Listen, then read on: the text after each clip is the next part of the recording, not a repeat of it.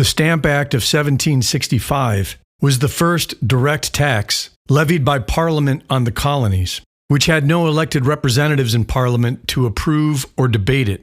British Parliament later stated in the Declaratory Act that they had full power and authority to make laws and statutes of sufficient force and validity to bind the colonies and people of America in all cases whatsoever.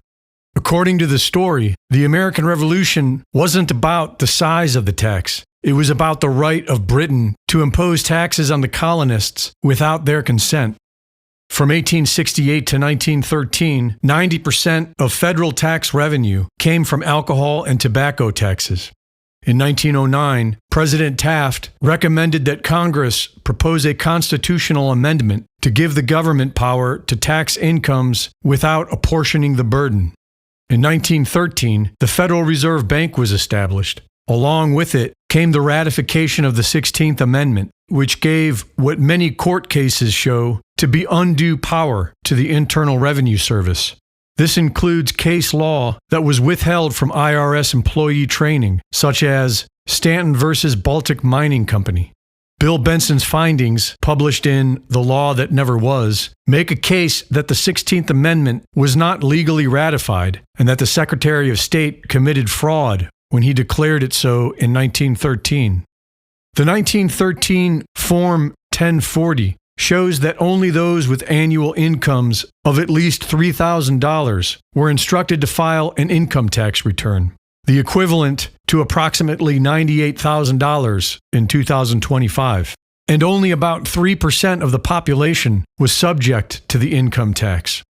In the years following the Great Depression, taxes were raised from about a tenth of a person's income to a third. And during World War II, the taxpayer base was expanded from 4 million people to 42 million.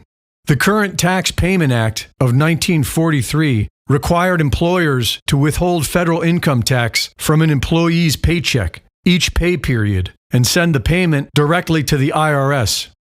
There is no statute in the Internal Revenue Code that clearly makes the average American wage earner liable to file a 1040 or pay income tax on their labor.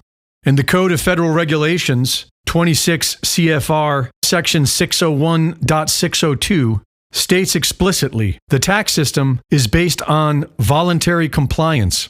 The IRS counters that Congress gave the Secretary of the Treasury power to enforce these laws through involuntary collection if voluntary compliance fails. In 2026, while many Americans struggle to make ends meet and argue that the IRS is unconstitutional, the White House is targeting a July 4 deadline for the Clarity Act to become law, which will be the legal framework for the agentic crypto economy and comprehensive oversight by the IRS. Changes to Internal Revenue Code Section 6045 require brokers, any person who is responsible for regularly providing any service effectuating transfers of digital assets on behalf of another person, to report digital asset transactions to the IRS. This is happening on the international level as well. By the time the agentic AI commerce is fully running, every wallet, every broker, and every cross-border data sharing agreement will already be wired directly into the IRS and its international counterparts. The U.S. has explicitly rejected the CBDC model in favor of privately issued dollar-backed stablecoins regulated under the Genius Act and soon the Clarity Act. But the surveillance and programmability concerns associated with CBDCs are still being achieved through state-mandated reporting wrapped around privately issued tokens that are functionally just as traceable. Circle, the issuer of the USDC stablecoin, which handles 98% of AI agent payments, is positioning itself as infrastructure for tokenized carbon credits.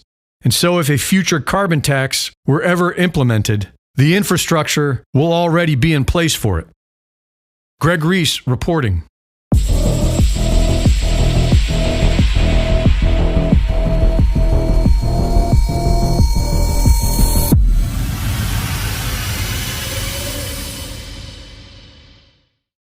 The Reese Report is now fully funded by my Substack subscribers. Subscribe today and support my work at gregreese.substack.com.